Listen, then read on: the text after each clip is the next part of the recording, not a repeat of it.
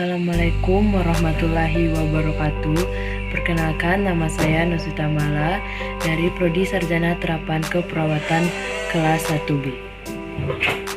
Di sini saya akan menjelaskan tentang sistem kardiovaskular dan sistem pernapasan. Dimulai dari sistem kardiovaskular. 3 komponen dasar dalam sistem kardiovaskular yaitu jantung, pembuluh darah, dan darah. Jantung sebagai pompa yang menghasilkan gradien tekanan yang dibutuhkan untuk mengalirkan darah ke jaringan. Pembuluh darah sebagai saluran untuk mengalirkan darah ke seluruh tubuh. Sedangkan darah adalah media pengangkut zat-zat yang dibutuhkan dan dikeluarkan dari tubuh. Pertama dalam komponen sistem kardiovaskular yaitu darah. Darah membentuk 8% dari BB total dan memiliki volume realita 5 liter pada wanita dan 5,5 liter pada pria. Darah terdiri dari 3 jenis elemen seluler khusus yaitu eritrosit, leukosit, dan trombosit yang membentuk suspensi dalam cairan kompleks plasma. Fungsi darah yaitu 1. Sebagai transport oksigen, karbon dioksida, nutrisi, hormon, dan panas. 2. Transport sisa metabolisme dari sel ke organ ekskresi. 3. Mengatur pH, temperatur tubuh, dan air pada sel. 4. Mencegah kehilangan darah atau faktor hemostasis. 5. Mencegah infeksi melalui aktivitas sel darah putih, komplemen, dan antibodi. Yang kedua yaitu jantung.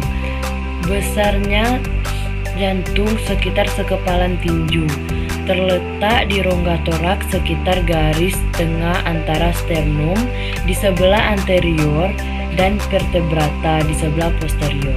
Jantung memiliki dasar lebar di atas dan meruncing membentuk titik di ujungnya apeks di bagian bawah. Lapisan jantung terdiri dari 1. Miokardium yang terdiri atas otot jantung. Gerakannya involunter. Miokardium paling tebal berada pada bak apeks dan paling tipis di basal. 2. Lapisan endokardium melapisi bilik katup jantung, mengikat, halus, dan tipis untuk aliran darah. 3. Perikardium halus saat kontraksi atau terdiri atas lapisan fibrosa pada bagian luar dan serosa pada bagian dalam. Pembungkus serosa. 3. Lapisan perikardium halus saat kontraksi terdiri atas lapisan fibrosa pada bagian luar dan serosa pada bagian dalam. Ruang jantung. Ruang jantung terdiri dari 4 ruang, 2 atrium dan 2 ventrikel yang tidak terpisahkan membentuk bejana yang berhubungan satu sama lain atau sirkulasi pulmonal, sistemik, dan jantung itu sendiri. 2 atrium itu terletak di ruang atas, kiri, dan kanan, dipisahkan oleh interradial septum. 2 ventrikel terletak di ruang bawah, kiri dan kanan, dipisahkan oleh interventricular septum. Katup jantung. Jantung menjaga agar pergerakan darah berada dalam jalur yang benar dengan cara hanya membuka satu katup ketika dibutuhkan. Agar berfungsi dengan baik, katup harus membuka dengan sempurna agar aliran lancar dan menutup agar katup jantung. Jantung menjaga agar pergerakan darah berada dalam jalur yang benar dengan cara hanya membuka satu katup ketika dibutuhkan. Agar berfungsi dengan baik, katup harus membuka dengan sempurna agar aliran lancar dan menutup erat agar tidak ada kebocoran. Terdapat 4 buah katup yaitu trikuspid, mitral, pulmona, dan aorta. Katup membuka menutup dengan pasif sesuai perubahan tekanan dalam bilik. Pembuluh darah merupakan prasarana jalan bagi aliran darah ke seluruh tubuh. Aliran darah dalam tubuh terdiri dari 1. Aliran darah koroner, 2. Aliran darah portal, 3. Aliran darah pulmonal, 4. Aliran darah sistemik. Sistem peredaran darah manusia bersifat tertutup.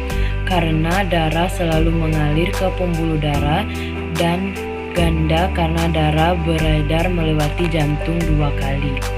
Peredaran darah pulmonalis adalah peredaran darah jantung ke paru-paru, lalu ke jantung kembali. Sedangkan peredaran darah sistemik adalah peredaran darah jantung ke seluruh tubuh, lalu ke jantung kembali. Pembuluh darah adalah saluran yang berfungsi mengalirkan darah dari jantung ke berbagai tempat di tubuh dan kembali ke jantung. Macam-macam pembuluh darah ada. 1. Arteri, yaitu pembuluh darah yang mengantarkan darah keluar dari jantung. Arteri tersebut disebut aorta. 2. Mengenai transportasi O2 berkelanjutan dari sistem kardiovaskuler. Sistem pernapasan sangat berkaitan dengan peredaran darah. Jika kita menarik nafas atau inhalasi, udara yang ada di luar akan masuk ke dalam tubuh kita, sehingga separuh paru-paru berisi udara berbagai macam molekul. Tapi molekul yang paling penting yang ada di situ adalah oksigen. Setiap molekul udara yang ada dalam paru ini itu masing-masing memberikan tekanan ke lingkungan di sekitarnya. Ketika kamu mengambil napas, dada akan mengembang, begitu juga dengan tulang rusuk. Sama seperti meniup balon yang kempes, lama-lama akan mengembang. Tekanan dari satu jenis molekul gas spesifik.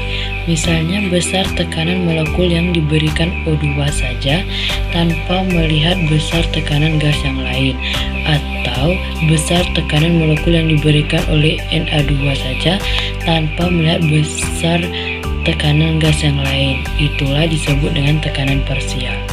Kalau kita inhalasi, maka tentu kandungan oksigen dalam paru relatif tinggi daripada kandungan oksigen di peredaran darah. Kandungan O2 tinggi ini menyebabkan tekanan parsial oksigen juga tinggi.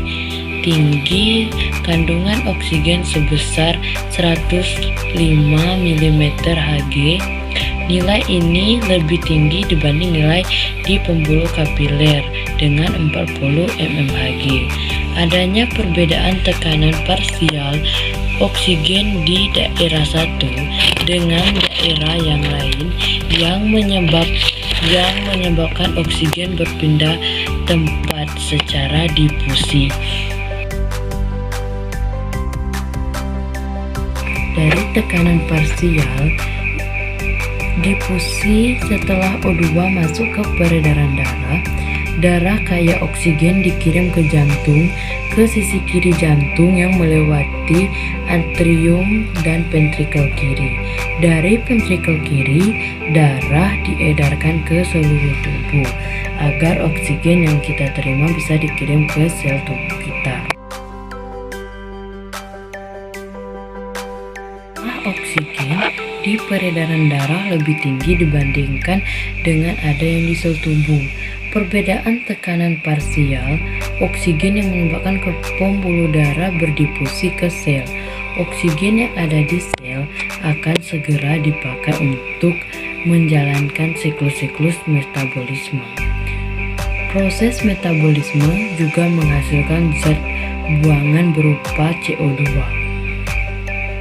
Sehingga CO2 ini dapat menyebabkan suasana asam yang bersifat racun bagi sel-sel tubuh, sehingga CO2 ini mesti dibuang.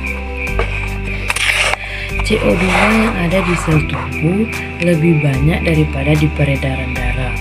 Tekanan parsial yang menyebabkan CO2 berdifusi dari sel ke peredaran darah.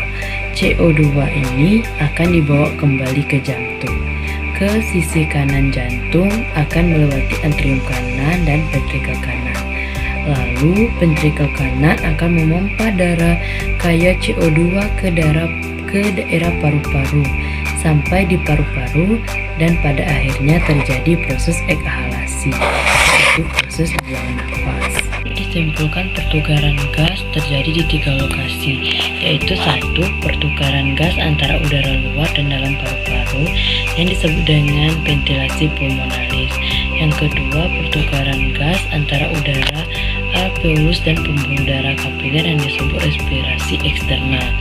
Yang ketiga, pertukaran gas O2 dan CO2 antara pembuluh darah dan sel-sel tubuh yang disebut respirasi internal.